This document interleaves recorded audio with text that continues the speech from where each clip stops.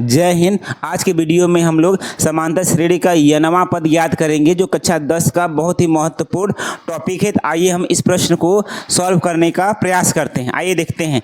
तो दिया है कि समांतर श्रेणी का यनवा पद याद करना है। इसका मेरे कहने का मतलब है कि अगर 2 है, 2 के बाद अगर 5 आया है, 5 के बाद 8 आया है, 8 के बाद 11 आया है, तो इसी तरह से करते करते 50वां जब गिनेंगे, 50 पद गिनेंगे तो कौन सा अंक आएगा। जैसे पहला गिने है तो 2 आया है, दूसरा गिने है तो 5 आया है, तीसरा गिने तो 8 आया है, चौथा गिने तो 11 आया है। इसी तरह से जब हम 50 गिनेंगे तो उस 50 के स्थान पर कौन सा अंक आएगा। बस में आएगा नहीं आया।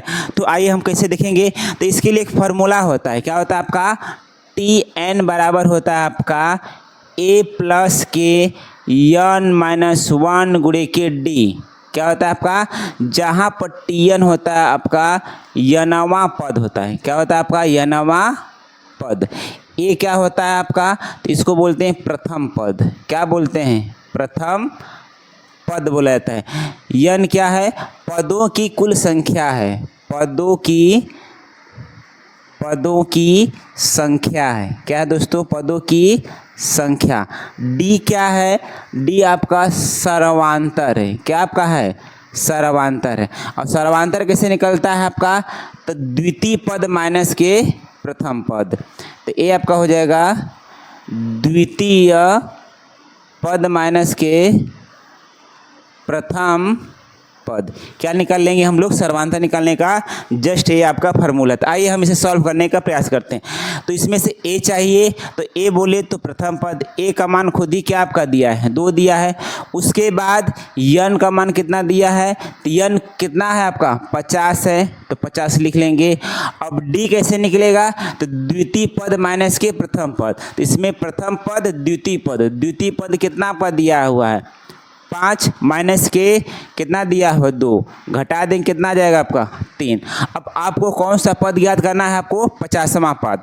तो दिखा देंगे T 50 बराबर के, T 50 बराबर के फार्मूले में रखिए। यहाँ पर देखिए यन के स्थान पर इसका दरअसल ऐसा कर लेते हैं कि पहले फार्मूला लिखते हैं। TN बराबर के A प्लस के n-1 D कर लेते हैं। टी कर लिए। यन के स्थान पे क्या रखना है? 50 रखना है। 50 ए का मान निकाल रहे हैं कितना? 2 प्लस यन का मान कितना है दोस्तों? 50। तब 50 माइनस के 1 और डी का मान कितना दिया है? 3 दिया है। तो रख देंगे 2 प्लस, तो हो जाएगा 49 गुणे कितना हो जाएगा आपका? 3 हो जाएगा। तो 2 प्लस 3 9 27 के साथ हाथ में 2, 3 चौके 12, 2 कितना हो जाएगा? 14। और जोड़ देंगे तो कितना आ जाएगा आपका?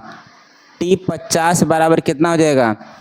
149। तो इसका मतलब 50वां पद क्या होगा दोस्तों? 149 होगा। तो इस प्रकार से आपका यनवा पद निकलता है। आपको ए निकालना होता है, सर्वांतर निकालना होता है। इसके बाद इस फार्मूले में हम लोग क्या कर देंगे? पुट कर देंगे। आपका आंसर क्या हो जाएगा? आ जाएगा। तो आशा है दोस्तों कि यह आपको यनवा पद निकालना आया होगा। अगर आया होगा तो लाइक करिएगा, सब्सक्राइब करिएगा, कमेंट करिएगा। तब तक दोस्तों जय हिंद, जय भारत।